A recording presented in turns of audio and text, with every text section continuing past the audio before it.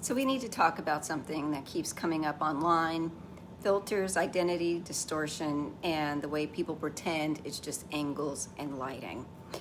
Hello to all the good people. My name is Dr. Ramela Janine, and this is Ramela Janine Global, where I talk about AI, the economy, working, and all related topics.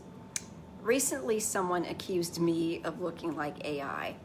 Anyone who's ever seen me in person knows that my photos look like me. And everyone who knows me knows that I typically don't wear makeup, no filter, and I acknowledge when I have dark circles, like today. I really haven't been sleeping. I know why, but that's not the topic of this video. Just for the sake of clarity, I only have color on my lips, no other sort of makeup, and no filters, which should be pretty obvious in looking at this video, but just in case someone was confused, I thought I would make it abundantly clear. Okay, so back to the topic, the subject at hand. Not too long ago, an influencer showed up at the Hannah Montana event, and the internet erupted, and not for reasons that people are trying to pretend. Now, I actually planned to talk about this a while ago, back when it happened, but I was busy moving and just didn't have the time. I'll talk about my move soon. Anyway, people were shocked, like legit shocked, because she looked nothing like the version of herself she had been posting online for years. Longtime followers felt betrayed, duped. Some people immediately jumped to calling this influencer ugly, and we're going to address that, off gate. We should not be calling people ugly. That's not the concern, that's not the issue, and that's not the conversation that adults need to be having. Calling someone ugly is intellectually lazy and mean-spirited, and it detracts from the real topic, okay? The real focus is authenticity, not appearance. The real issues, are betrayal and identity distortion. People weren't just reacting to how she looked. People were reacting to the fact that she, had been posting a completely different face for years. A face with a different jawline, different cheek structure, different nose, different proportions altogether. It wasn't her, okay? Her followers felt duped. They felt like, they had been interacting with a digital character and not a real person. And when the real person showed up, the gap was so extreme that people felt lied to. This wasn't about lighting, angles, makeup, being tired. This was about years of filters creating a false identity, and people really, realizing it like boom, all at once. And that's why the backlash was so intense. Again, this is not about angles, and so let's go ahead and tell the truth. When someone's real life face and their online face have different bone structures, that's not a lighting issue, okay? That's not a camera issue. That is that, it's not like she was tired, right? Okay. This is structural, okay? This is filters, the kind that literally rebuild your face. We're talking about new jawlines, new cheekbones, new noses, new eye proportions, new head width, and that's not enhancement, that's identity distortion. And the reason people get defensive is because they know it's true. They know that they posted a version of themselves that doesn't exist offline. Once someone posts that filtered version of themselves for the first time, they get trapped because that filtered face gets likes, more likes than they've ever gotten, more validation, more attention, more brand engagement. And now they feel pressured to maintain that digital identity. So it becomes like this cycle: fake face, validation, fear of being seen. So there's more fake face. That's not insecurity. In my opinion, that's a psychological loop created by platform incentives, and the influencer at the Hannah Montana event got caught in that loop publicly. Let me share, one of my personal story times. This happened to me not too long ago, pretty recently.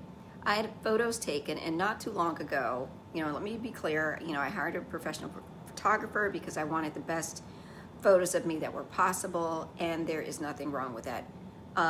Posing is legitimate, lighting is legitimate, finding the right angle is legitimate.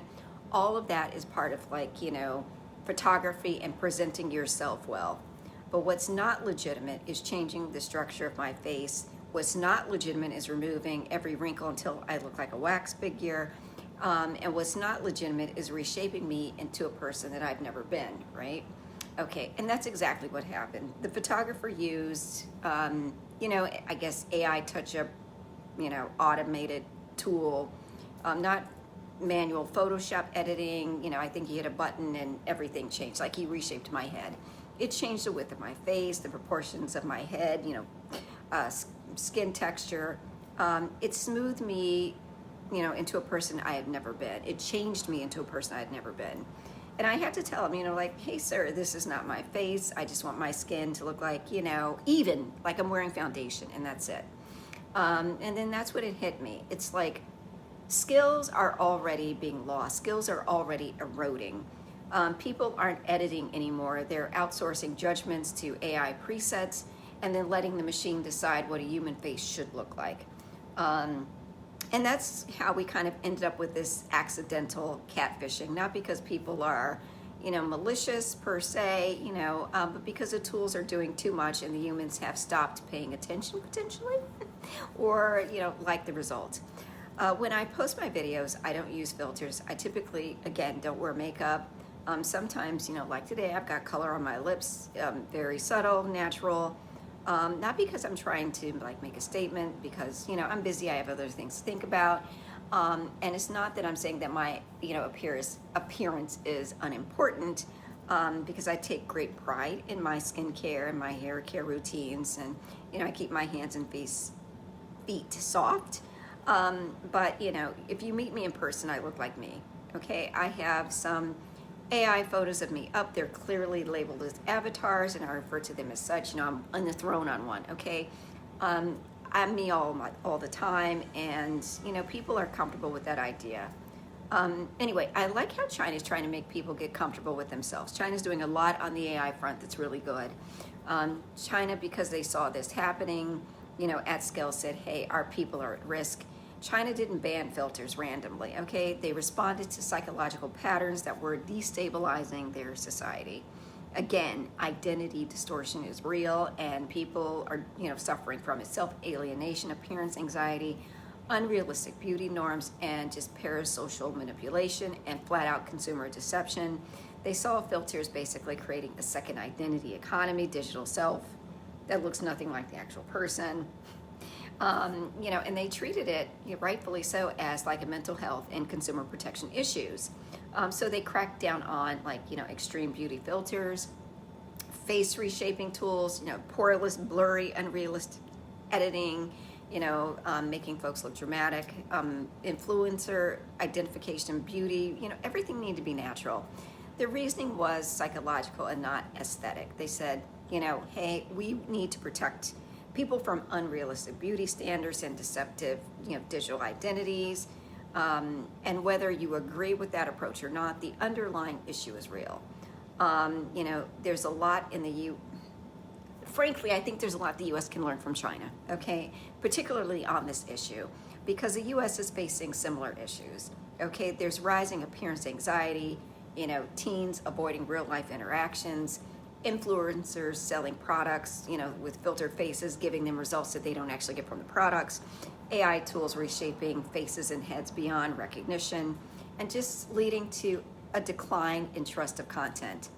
Experts argue that, the U.S. needs to have stronger standards, and I agree, especially around filters, AI retouching, digital identity, the manipulation assorted with that, and advertising practices around influencers. And this isn't to control people, but to inform consumers, protect them from digital, harms. This is about, not banning beauty, honestly, it's about honesty, making it so that people recognize you when they see you in person, and posting, to avoid that is like you're avoiding people. So I said, if you change the structure of your face, okay, with the filter, and, I said, go heal. Okay, you do. You need to go heal. And I don't think that was disrespectful, but it was an invitation for folks to really do some introspection, because if you can't show up as yourself, the issue isn't the audience. The issue is the wound that you are trying to hide with the filter. And no amount of smoothing, reshaping, AI retouching is going to fix that wound. You have to do the hard work, do the shadow work to fix your wound. So anyway, thank you for listening. If this was your first time here and you watched till the end, thank you. Before you go, make sure you like, share, subscribe, comment down below. It helps more people join the conversation. And come back for more about AI, the economy, working, and all related topics. So until my next story time that grown folks actually care about,